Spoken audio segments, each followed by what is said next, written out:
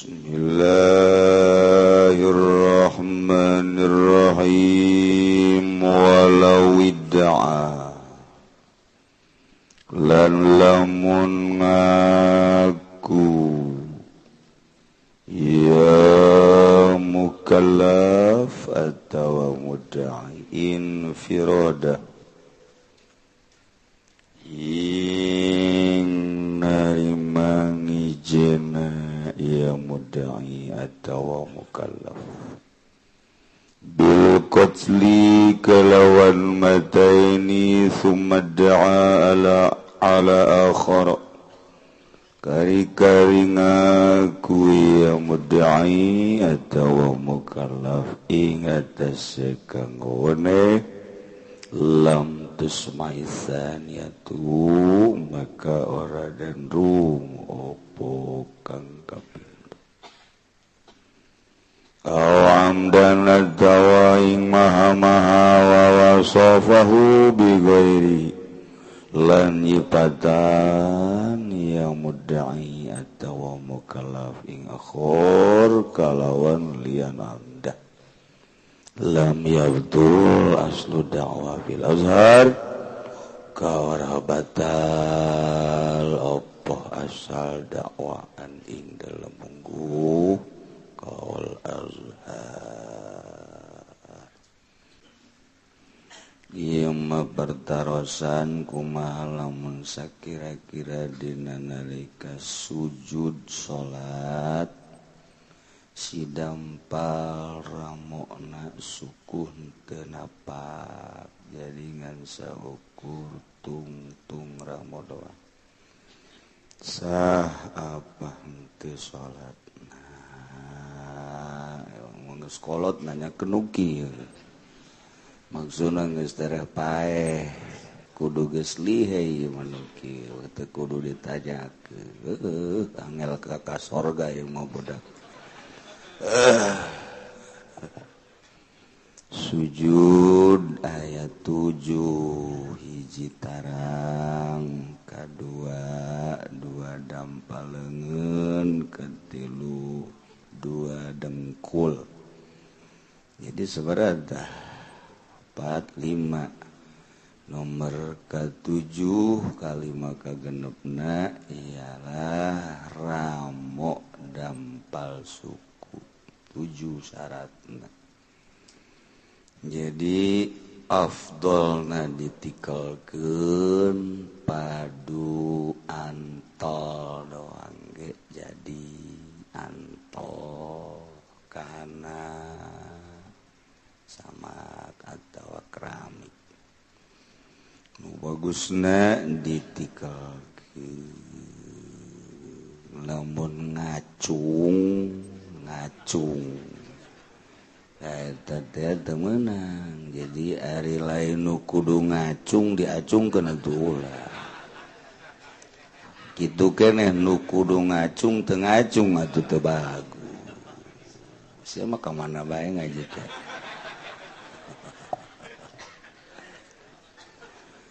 aju ngamamumna kumaha kajal teh naon ai antol namun teu antol teu sah imam urang sujudna ramo sukuna teu antol teu sah nyana salatna ana teu sah salatna atuh ngamakmum kanu teu sah salatna atuh teu sah kabehan tak milih imamna nu bener nu mondok imamna ulah nu sakola sanawiyah teu bagus artina nu teu nyahoeun kana bag-bagan salat sakola sanawiyah ge teh pinter bae ngan nu mondok mah teu diragukeun deui pasti balaleuneur cenah aya di lembur kula mondok nama tapi teu bener bohong mondokna ih buku pesantren mondok lah pasti main HP bae mondokna teu beres sama gitu Kemudian ajengan abdi bade tumaros upami si mayit gaduh sametan kabang. Ya perjanjian dana upami maut ajan lunas maka bebas dijamin ku asuransi kumaha hukumna ahli warisna. Kewajiban mayar tanapi henteu lamun memang geus aya perjanjian di mana modar bebas atuh bebas boro-boro kabang urang pada urang ge Zaid boga hutang ka Ki Umar 100 juta cek Ki Umar teh bayarnya tapi lamun siapa bebas aju bunuh diri we gegeran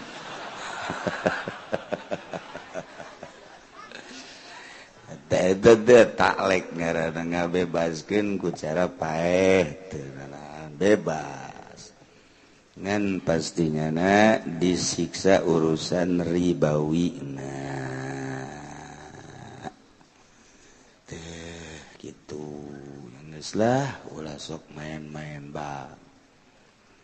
orang modal saya aya bae lantaran ieu berat ke di akhiratna urusan ribawi.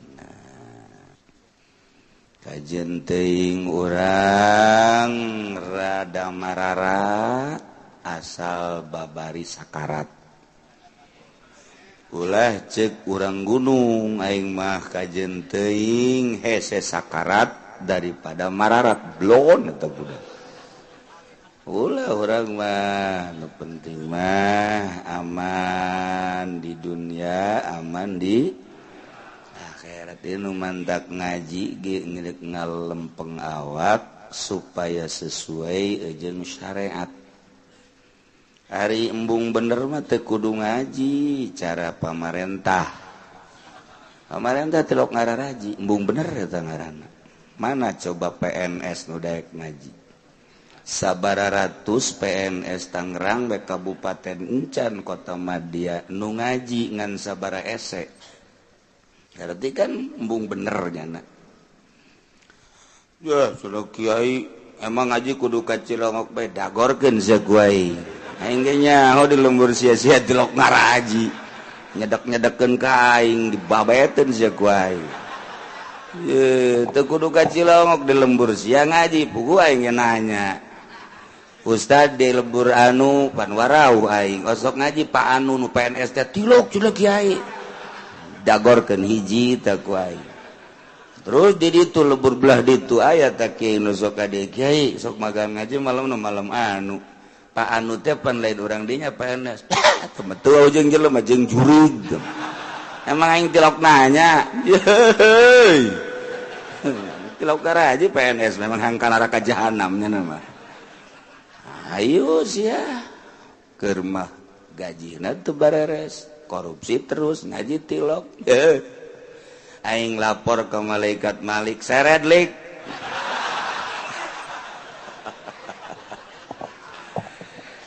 iya kumaha gitu ye sabaru teh embung balender sakalina ngaji jeung Ki Golkar moal beres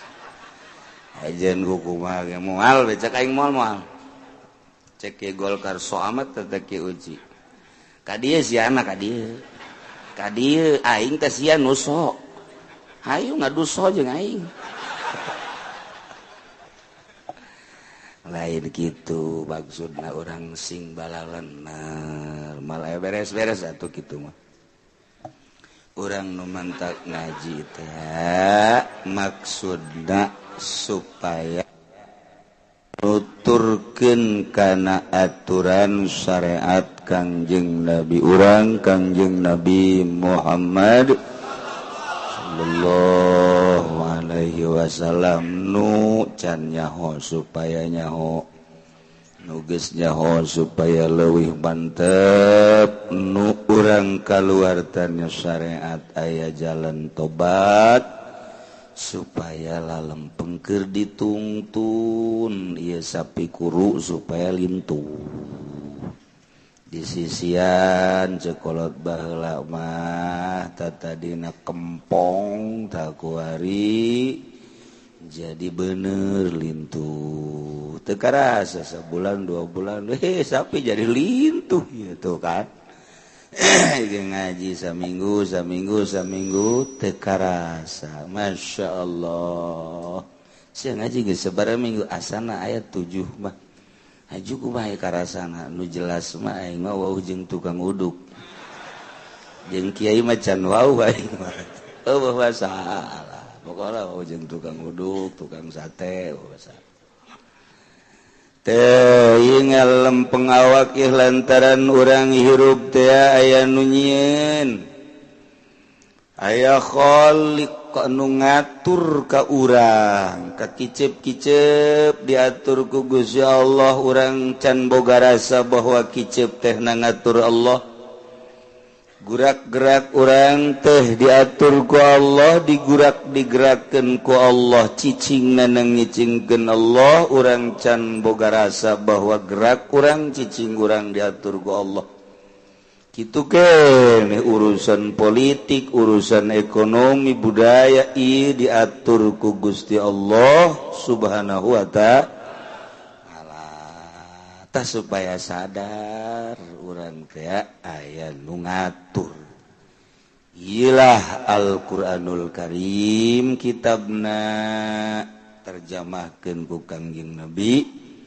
diijma'keun ku para ulama urang kuari ngaji hasil ijma' ulama ulamana aya ulama tahapan internasional aya nasional aya ulama-ulama kitu lokal ulama anu internasional sepanjang masa mujtahid tuluy ka dieuna ashab-ashabna ka dieuna pentakil penukil cara Syekh Nawawi kabelah diana pengamalan-pengamalan anu konsisten cara guru-guru urang teu kaluar ti aturan-aturan syariat guru urang menang ti kitab langsung kadituna mujtahid ti sahabat ti Kangjeng Nabi langsung ti Gusti Allah ulama-ulama nu kuari di dunia keur meujeuhna dipotesan ku Yahudi ku Nasrani melalui berbagai cara sepuguh di perangan, sepuguh di loloh, didatangan deui ku ISIS. Terus lantaran dianggap ulama ieu ngahalangan kana perjalanan Yahudi jeung Nasrani. Nu bentak urang mah kuari masih keneh luar biasa bersyukur ka Gusti Allah Subhanahu ta'ala bisa ngadengekeun bahasa-bahasa ulama bisa diu kamari jeung ulama turunan Tuan Syekh Abdul Qadir Al-Jailani urang dicatet ku malaikat belah dieuna disaksian ku urang-urang belah ditu na ngagerakeun Allah geus di Baghdad, di Yaman, kemudian atuh di Palestina geus datang, kemudian kemari di Turki, di India, ya Allah, muji syukur ulah ngahaja-haja maka India mahal. Jeung deui deuk naon atuh urang ka India, nu wau. Wau teh jeung si Damendra we hiji. Nu wau. Daud orang ke India kan itu. Ai kitu manyanana datang ka dieu Bu, alhamdulillahirabbil alamin kitu keneh ka Turki urang mah jauh rarasan tapi nyanana datang dicatat ku malaikat. Lain jelema-jelema laleutik teh siga hade. Lantaran anu bisa ngabongkar kitab-kitab karangan Tuan Syekh Abdul Qadir Al-Jailani anu disetap dipatikan disekap di Roma temenang keluar di keluar ternyata gorenganan paus tea nu mentak kadeleuna rapi menang nyokot akhlakna tina tafsir Al-Jailani batur nariru urang mau wauh ge henteu ka kitab dina ayana hese macana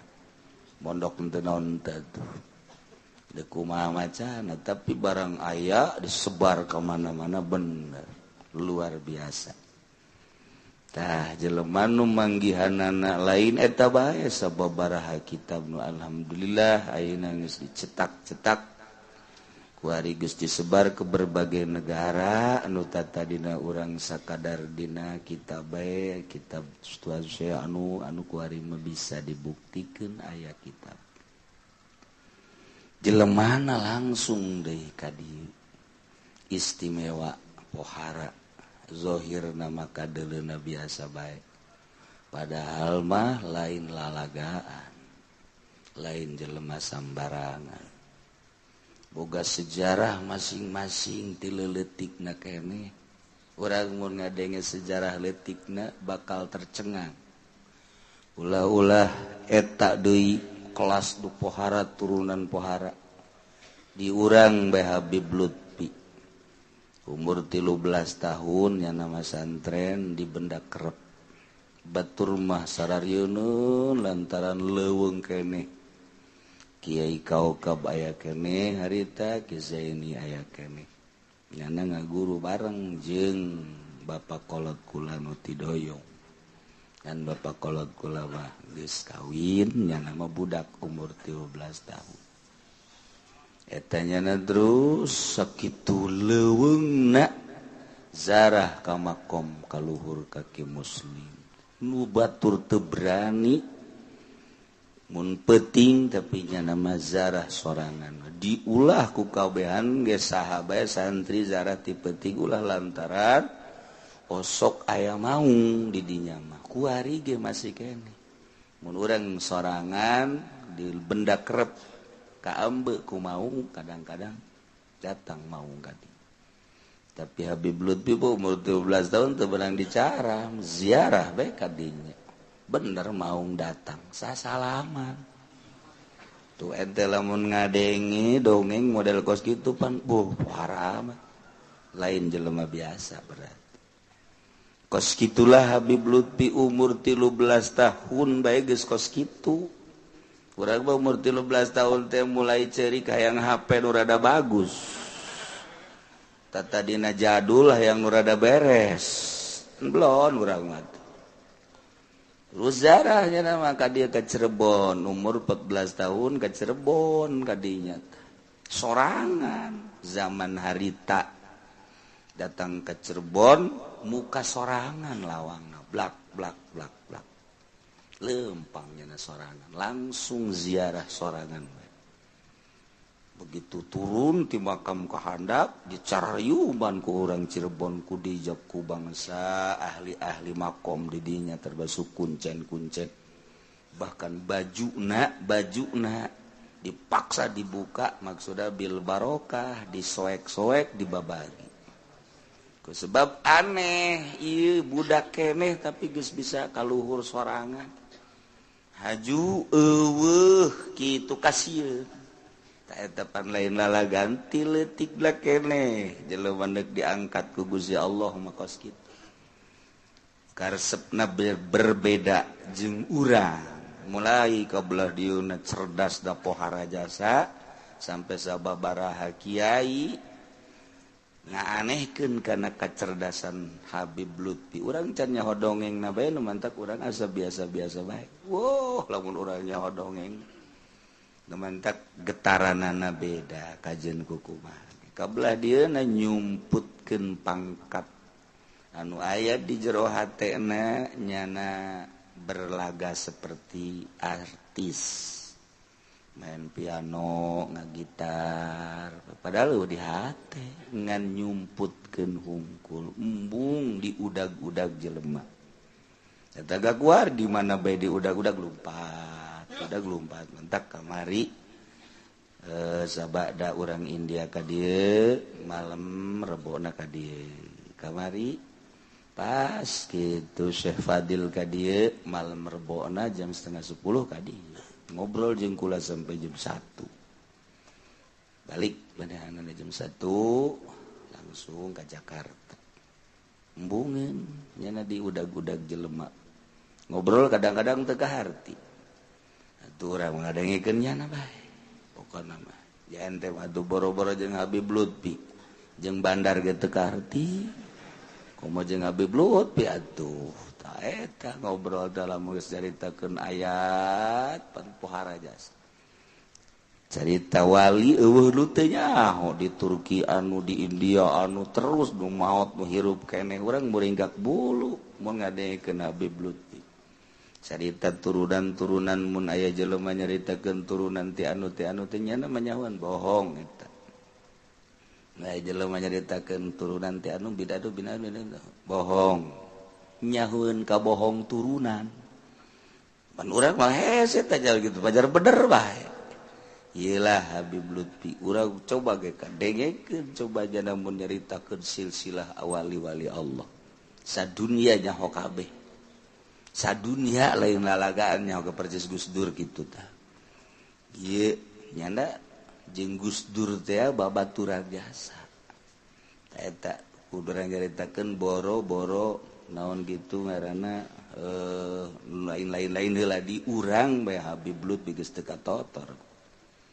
geus teu katotor lalakonnya unggal bae leuleumpangan bae Jakarta Pekalongan, Tegal, Semarang, Surabaya, ke Banten. Kumaha hayangnya bae. Kumaha kahayangnya anak bae seperti aya nu nita-nita. Nyana mapad lamun deuk umroh ge bebeja heula ka Kangjeng Nabi. Maksudna ieu kula umroh taun ieu meunang teu ulah cek Kangjeng Nabi. Kalau deuk umroh deui ulah. Kalau deuk ka mana tuh kira-kira zarah ke dituduhkeun ka anu. Coba eta deuk kumaha? Urang mah pan lamun deuk ka mamana teh bebeja ka tangkal beringin pan urang mah tuh. Wih, aju nyuguh pan bolon eta kos kitu. Ya Allah, ya Rabbi, aya kene balah. Syekh Rajab Surya. Syekh Rajab Surya istimewa jasa. Nyana ahli thariqah dunia nyana. Kapanggih di Madinah ngimpi jeung Kangjeng Nabi. Kangjeng Nabi di sisi aya kursi kosong jelema ribuan dina impianana Syekh Rajab langsung kadinya teu kebel celek aya nu diuk digigireun Kangjeng Nabi ditanya saha anjeun kaula Lutfi minen di mana Indonesia Masya Allah eta lah Kangjeng Nabi ngarendeng jeung Habib Lutfi kaimpi ku Syekh Rajab Surya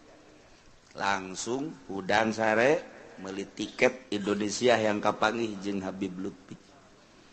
langsung meuli tiket berangkat ke Jakarta Habib Lutfi geus nungguan saha nu ngabere nyaho nyana ka Jakarta kos kitu coba emang ente ya jelema gede luar biasa tapi ya Habib Lutfi rindueun bae ka dieu aneh kadieu teh rindueun bae nyaho ka saha meureun nu dipake ka rindu asana Haji Pendi muasalah ieu masalah ieu masyaallah ulah ka diaminan nyaho henteu ja unggal ka dieu tilok ngomong-ngomong nyana sugan nanyakeun itu jan teu dina ayana atuh teu rindueun berarti lainnya na meureun heula Haji Pendi asana heula kadal bae kitu. Ya Allah, ya Rabbi, eta sabarangkali kan ka dieu. Model ieu ge cek jana 2 minggu ka tukang mulai ti 2 minggu rindu hayang ka dieu. Padahal kula ge boga kajadian 2 minggu ka tukang ngan moal beja. Sepas kejadian kula 2 minggu ka tukang nyana gegeran, nyana perasaan hayang ka dieu. Begitu kula diomongkeun seuri paingan. Jadi nyambung kos gitulah jelema-jelema ahli Allah subhanahu wa ta'ala lamun eta turunan Tuan Abdul Qadir Syekh Jamil kitu ti India ka dieu dititah ku Kangjeng Nabi sarua Syekh Fadil gitu. Syekh Fadil teh boga impian dirahasiakeun kok kudu datang ka Indonesia. Sanggeus datang ka Indonesia kapanggih jeung ieu jeung ieu jeung ieu. Mantap urang alhamdulillahirabbil tinggal ke haul puasa yang udah tahu kumaha digerakkeun ku Allah bae. Apakah ti Yaman ke atau ti Turki atau ti Baghdad. Loba ye nu hararayangeun ka dieu engke haul. Tapi kan kumaha Gusti Allah nu ngarsakeunana. Jam model kamari ngadadak 2 poe memeh minggu. Ngabejaan bahwa Syekh Fadil hayang hadir di pengajian di urang ngadadak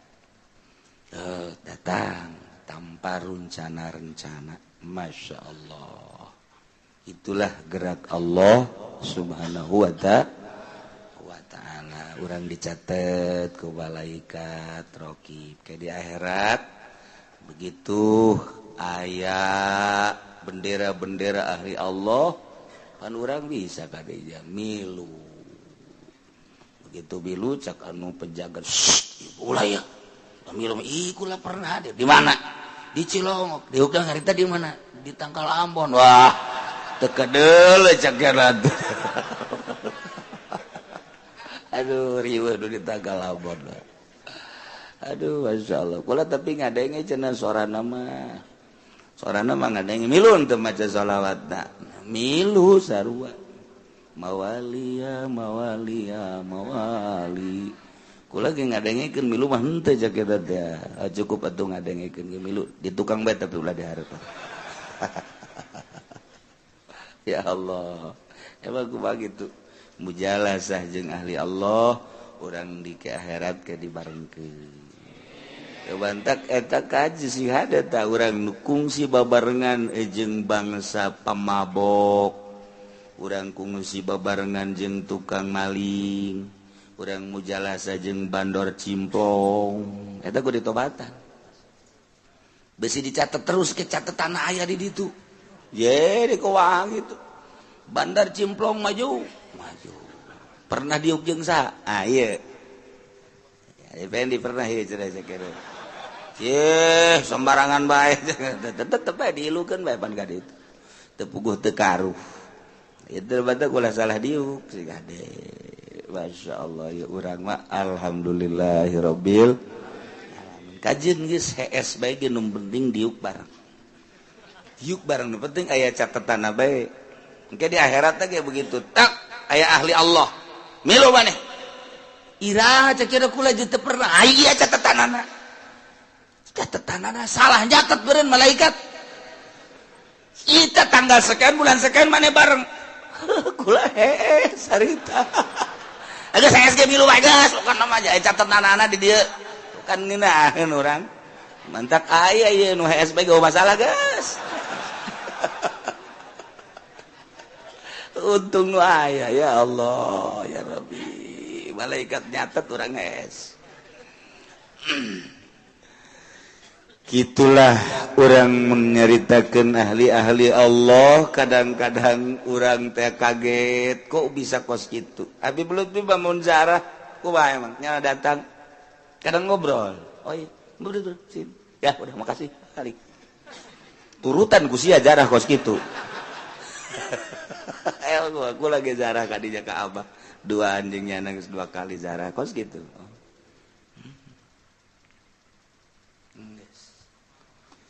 pertama ditanyakan bib itu begitu-begitu apa serinya nak ya kalau mau tahu begini katanya tadi saya ketemu enak bener ditanya sama saya enak di dalam kuburan cuman pengen dikurungin di kuburan jadi hayang disaungan jadi almarhum abah ka Habib Lutfi minta kuburan disaungan minta kupulang ke disaungan minta nyanata kamari gitu kene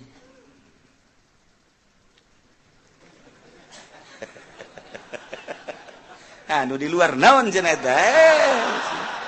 Itu bukan sia gaji di luar. Itu nyawa jarah kos gitu. Sugan maca naon nu teu. Kos kitu bae sejarahna cenah mah. Ka mana ge kitu bae. Kayak kadang-kadang diuk we zarah ngopi. Itu jarahna cenah mah. Orang sakaur can kapanggih atuh ditungguan. Kayak geus kapanggih ka arah. Hese ta jarah kos kitu mah. Urang mah lain kelas. Saja diturutan pan kuno totorekatan. Urang balik bae lah emang keur eueuh. Ka mana emang keur ondangan manya. Wali ondangan. Dagor gedabak tuh. Aduh, budak Soibul Makbar ondangan. Ka mana ka gubernur jara rauh budak. Masya Allah. Tanya deui ku kula, "Bib apa itu?" Oh, dulu kan udah kasih tahu disuruh disaungin kenapa belum ceknya kasih tahu itu kenapa belum ceknya tak eta kos gitu jada bazarah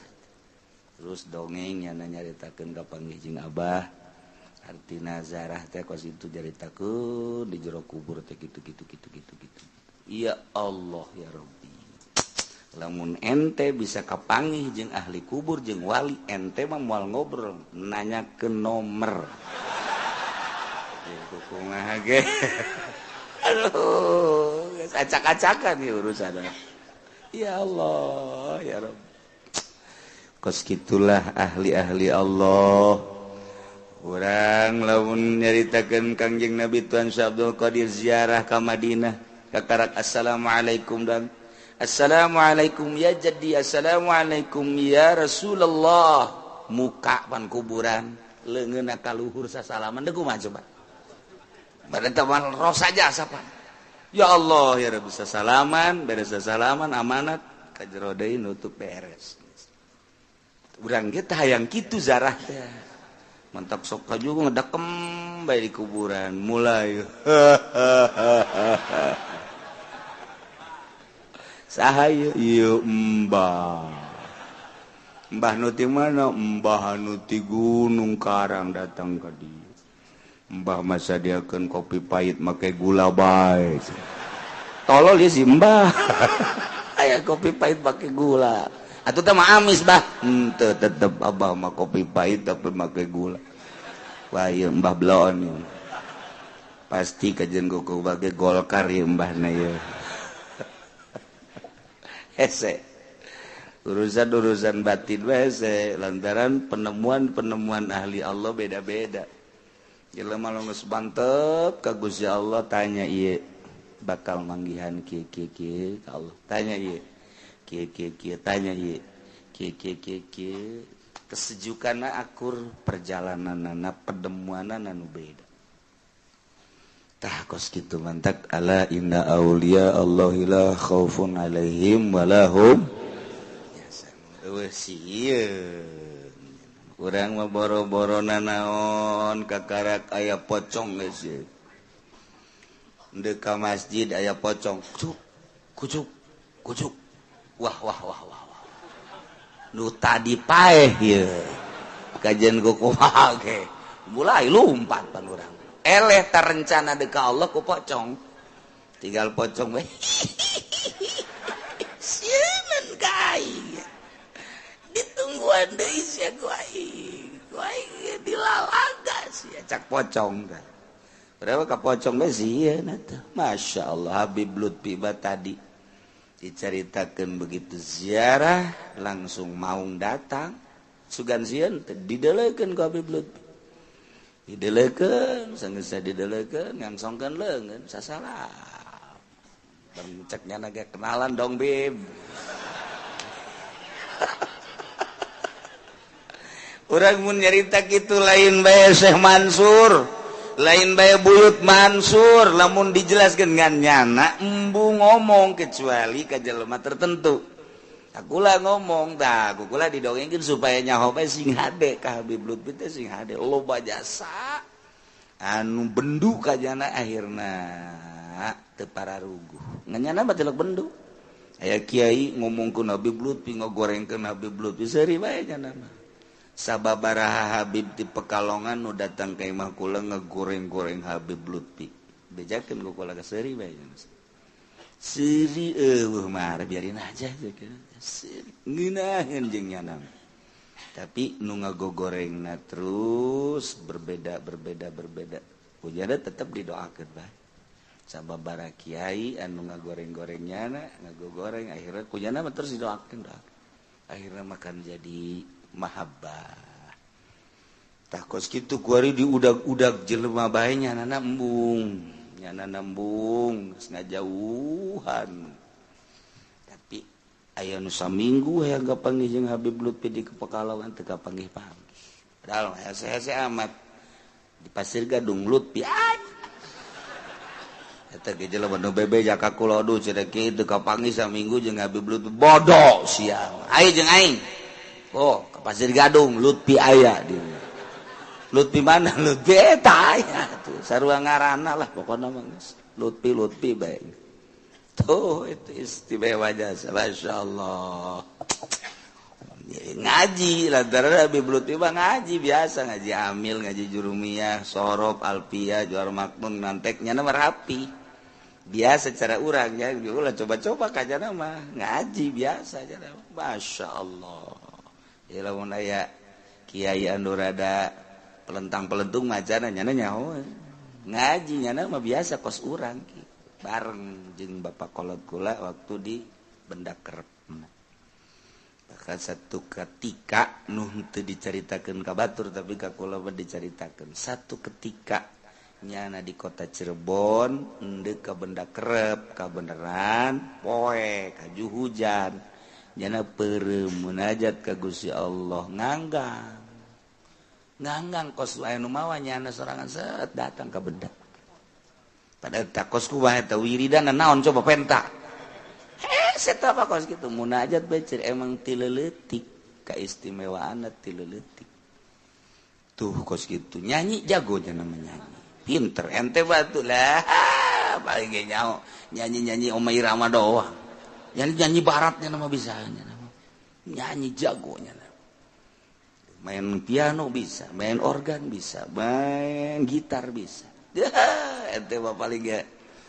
atuh kendang bolong paling gitu jadi malah masyaallah eta keur nyumputkeun nu aya di jero hatena jadi kos kitu teu embung ka nyawan nyana mampu ya Allah aja nyawan bae mun urang ngobrol ge bangun nyahueun ka hate urang anu mentak ente si Hade si deket ka Habib Lutfi nah pengen kawin ya sedikit tukeun doang deres aduh pemuda mah pengen nyandung ya iya Bib cariin enak aja ya Allah ya Rabb loba keistimewaan anu ngan sakadar bebejana ka jelema-jelema tertentu doang teu kula ge dicaritakeun teh maksudna supaya nyaho sing hade doang lain dicaritakeun sing hade nyana bener-bener ahli Allah tahap dunia lain Indonesia deui jauh tahap dunia dikenal di mana-mana kos gitulah jangan sulunang solonong bae buuk di bereuman untuk kadulu salat aya kiai nu babarengan jeung nyana we jadi teu salat cenah di zuhur teu salat asar teu salat maghrib teu salat isya teu salat kiai bingung cenah wali teu salat geus kagawan ku Habib Lutfi ya iya bener cenah eta karana Ki Sarwani orang Semarang ngamu deui ka dinya bareng dia zuhur teu salat asar teu salat maghrib teu salat kulantaran nyana haju di jero hatena suuzon eta ku Habib titah nyokot asbak Kiai tolong ambilin asbak saya tuh di sono tuh di kamar gigiran we Kiai ka jero Habib Lutfi keur salat Allah sakjana nu mana nu asli ya nu mana nu asli boleh tidinya kakarak jana bener-bener percaya penuh guys eta kos Gus Dur keur ka Australia teh kapan teh salat-salat jan dijojore kapan ku wartawan udah terlalu gendut Gus Dur mulai sekarang tidak sholat lagi keberatan perutnya dan lain-lain sebagainya sebab eta wartawana kan ti lain partai PKB aya unsur jore terus dijojore bae masalah Gus Dur baseri bae emang sholat kasia cak Gus Dur teh aing mah sholat ka Allah aju aing geus wau jeung Allah ya cak Gus Dur teh macem-macem bae sia geus kanyawan aku mah eta Kiai Masum maot di Krapyak sedangkan amanat yang diimaman ku Gus Dur di Australia bingung pada kabeh waduh dia telepon masih di Australia kayaknya geus jam geus menunjukkan kudu diberangkat ke di bait geus bae kabeh dararangtung siap nu dia bakal jadi imamna geus disiapkeun pas geus darangtung siap mulai Gus Dur datang Waalaikum Gus Dur datang kan tuh baris udah enak cek Gus Dur udah berdiri semua itu dia hanya tinggal karep ya Allahu Akbar coba itu kumaha ayo Masya Allah eta kos kitu teh hararese urang caritakeun Gus Dur teu kaharti bari Habib Lutfi loba teu kaharti Habib Lutfi teu salatna masalahna ieu urang bisa nurutan kana teu salatna matak dujeng nu bodoh mah berat atuh berapa ya Allah ya Rabb aja teh kanyahoan ku wartawan sampai wartawan teh wartawan menta hampura ka Gus Dur naon sababna lantaran kanyahoan ku wartawan Gus Dur di hotel aya ternyata dihandap di hotel lain nu loba naon ngaranna bangsa Indonesia ngimaman di dieu karak wartawan gideg bulaan jika ahli-ahli Allah mah dak besi kadeuleu ke haji pendit teu salat talian talian bae eta mah geus lah Masya Allah arara teh ahli Allah kos kitulah tiba heula ahli-ahli Allah mah dideuleu ku lain makom nama aneh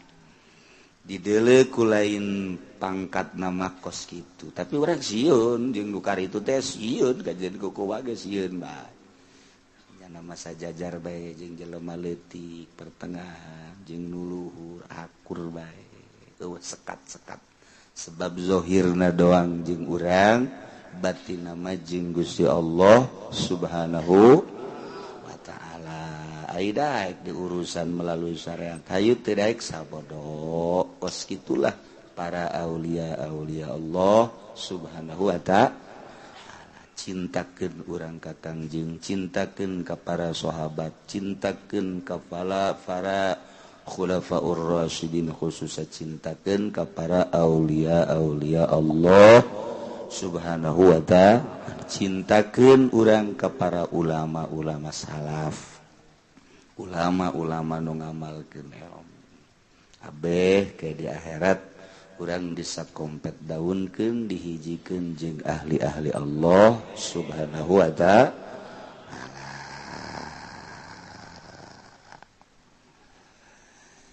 masih kene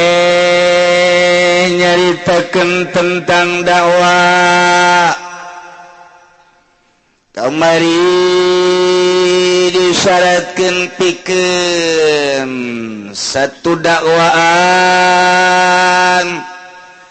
genep perkara genep syarat nomor kahiji antakuna malumatan goliban kudu maklum nu didakwana terketahui sehingga bisa merinci bi ayu pasila mayadaihi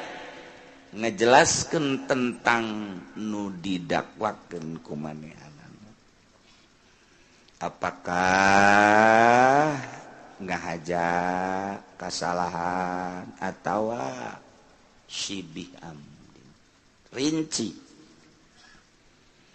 nomor kedua takuna muzimatan kudu geus jelas tetep mun hibat jelas hibatna lamun jual beli geus jelas jual belina mengaku menang beli kudu geus jelas jual belina mengaku kahibatan kudu geus jelas hibatna andai kata aya nu ngomplain urang geus boga data lengkap urang boga sebidang tanah kemudian aya nu ngaku tanah nu diaku ku batur nu urang persiapkeun data-datana apakah memang ieu hasil jual beli AJB atau hibat ieu teh berarti saha wahibna saha saksina mana mun aya suratna kan jelas bisa dipertanggungjawab. Nomor katiluna mudai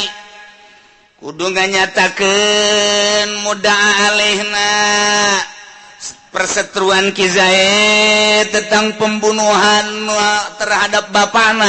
maka pelaku pembunuhna kudu dijelaskan saha lamun can jelas cari melalui polisi data nak kudu lengkap dari polisi ge ulah sambarangan nuduh bahwa pelaku pembunuhan anak mudah aleh berarti ieu adalah Ki Umar tanda-tanda bahwa Ki Umar melakukan pembunuhan teh naon ialah kudu aya penjelasan interogasi ilu tecek lagi mah lain pagawean urang ieu ngaji lain ieu mah sanajan teu pati diperhatikeun ge masalahnya aju mama ngomong emang aing mah lain ieu ge tilok memperhatikeun ieu cenah atuh kumaha sia bae teh mah tuh nomor kaopat dakwaan bisa diterima bisa didengekeun timbul ti jelema mukallaf yani jelema anu geus diperdi ku Gusti Allah balik boga akal nu sampurna ketika ngadakwa teh bener-bener mukallafnya baru bisa didengar berarti jelema budak atau anu edan teu bisa ditanggapi dakwaanana kecuali dibarengan ku walina jeung data-data anu lengkap. Nomor kalimana kaayaan dakwana terhadap mudaa aleh teh kudu sarua yani pada mukallaf Zaid ngadakwa terhadap Ki Umarna jelema nu mukallaf ala mislihi teu beunang ka budak teu beunang ka nu edan kecuali data lengkap turunlah engke walina na iyalah syarat terakhir nomor kagenep alatatana qada dawal mudai ulah dibubarkeun dakwaan Ki Mudai Zaid mendakwa dalam dakwaanana terhadap pembunuhan teh dilakukan kusorangan nyana setelah diintrogasi bener pelaku pembunuhan terhadap bapak kitu Ki Zaid berarti Ki Umar ya pembunuhna Ki Umar pembunuhna setelah diintrogasi ya nyana ditanya ke polisi iya ngabunuh teh aya rencana apa henteu hiji tah cek nyana memang aya rencana dilakukeun ku sorangan apa berbarengan jeung batur cek nyana ku sorangan pengakuan awal bahwa nyana merencanakan pembunuhan nomor kedua dibunuhna ku sorangan terimalah ku hakim nah setelah deuk diponis nyana ngabubarkeun pengakuan tersebut ieu kan pingplan jelema kos kitu teh lamun kamari pengakuannya bahwa ceknya kula ieu ngarencanakeun pembunuhan kemudian dibunuhna ku kaula ku sorangan kuari dibubarkeun walau widda'in firadahu bil qatli lamun manehna ngaku sorangan ngabunuhna ai prak Ki Umar sumada'a ala qarakanu sejen mah nyana ngaku sabener nama kaula ieu ngabunuh lain sorangan dua antiluan aya hiji Ki Bakar dua Ki Holid malah nu ngabunuh nama lain kula Ki Bakar. Nah ieu lamun aya seseorang setelah mengaku bahwa nyana merencanakan pembunuhan terus dibunuh ku nyana ku sorangan ai pra di lain waktu nyana mengakui bahwa nyana mah teu ngabunuh nu ngabunuh mah Ki Bakar lam tusma'il tsaniyah teu meunang didenge pengakuan nu kadua tuh kos kitu nya ngaji hese mah cek urang ieu mah ngaji hese mah hese emang nu babari jeung ngaji mah hese kabeh hese teu komo ieu mah datang di dieu mah aya nu ngomong ka kula kiai mah ngajina haju di dinya bae teh cenah bab cai heula bab wudu heula atulah datang-datang di dinya ai sia ngajina ti iraha di minggu kamari buadot atuh ngaji geus tereh tamat sia karak datang teu dengekeun wae heulanan keke balik deui ke bab cai ke wae bab cai sia mah teu ngaji deui ke ya Allah ya Rabbi tuh kan gos kitu.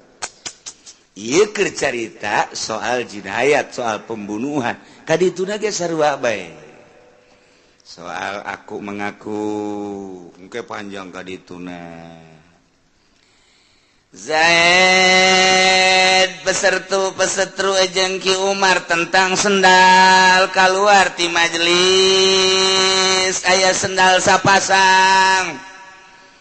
Cik Zaid, ieu mah sendal kula. Ih, ke. Ieu pan eueuh sendal. Sada jauh deui mah sendal kula. Nya, asana aja itu mah nu kula. Nu kula ieu mah.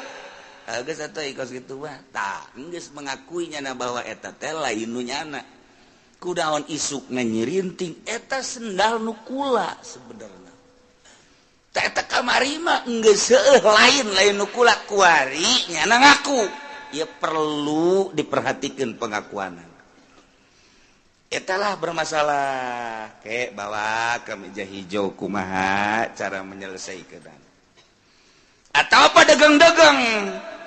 cek Zaid ieu mah sendal kula kajen kumaha ieu cukup mah ruaing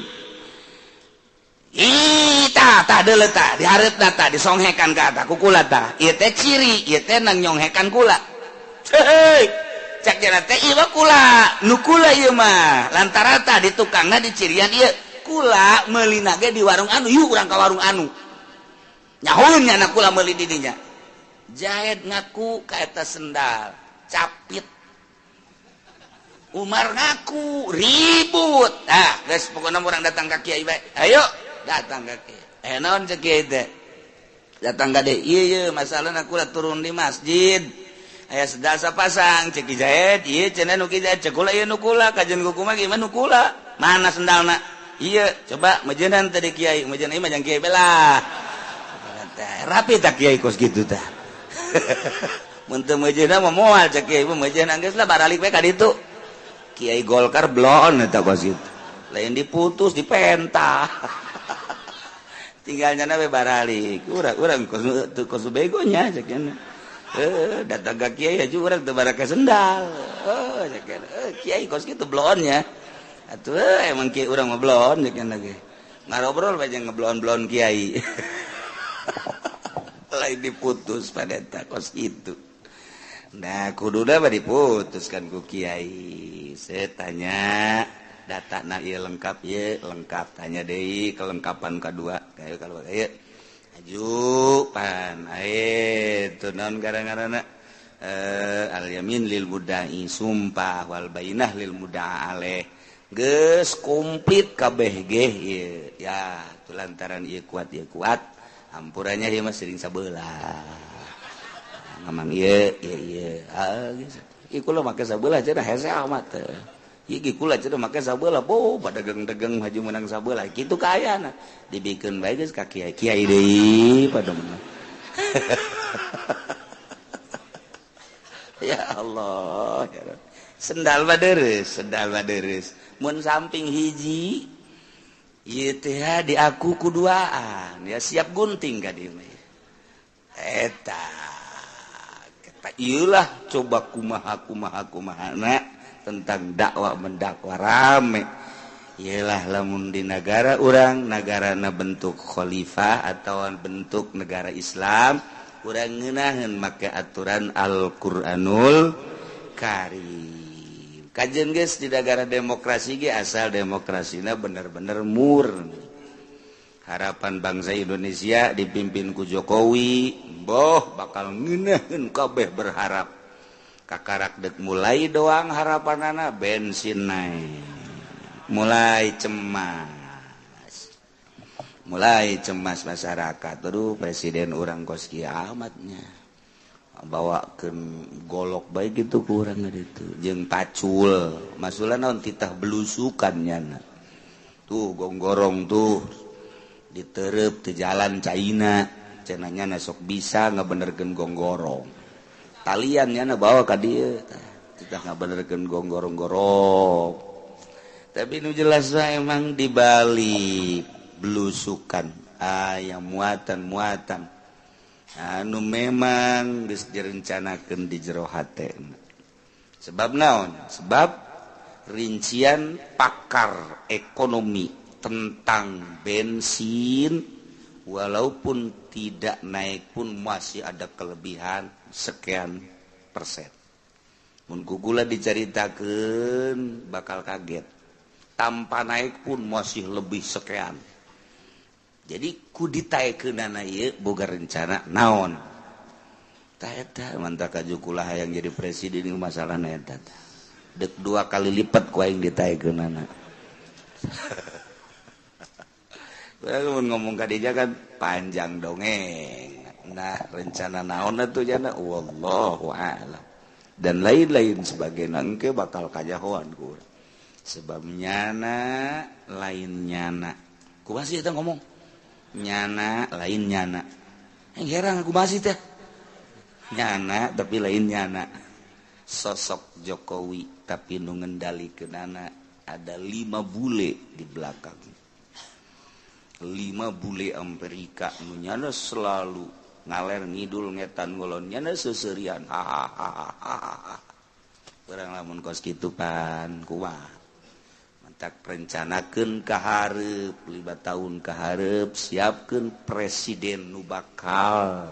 mimpin bangsa Indonesia, negara Indonesia. Geus kajen nu kuari mah geus terlanjur. Tinggal ka hareup 5 tahun saha nu kudu dijadikeun. Tak dicoba di Cikupa saha neangan, di Bojong saha neangan. Eueup sugan aya Pasirawi sugan aya. Hayuh coba neangan pi presideneun jang mimpin Indonesia nu mana. Masya Allah. Boro-boro jang presiden jang lurah ge hese di negara urang nu bakal mimpin rakyat. Sakadar juta-juta deureus ribu-ribu doang. Sakieu hese. Amdan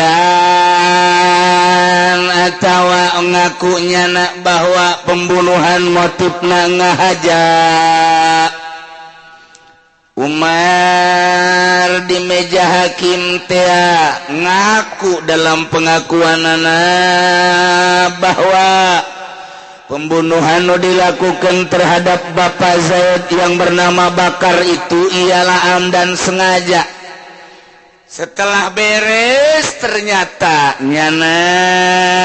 nyaritakan sejen bahwa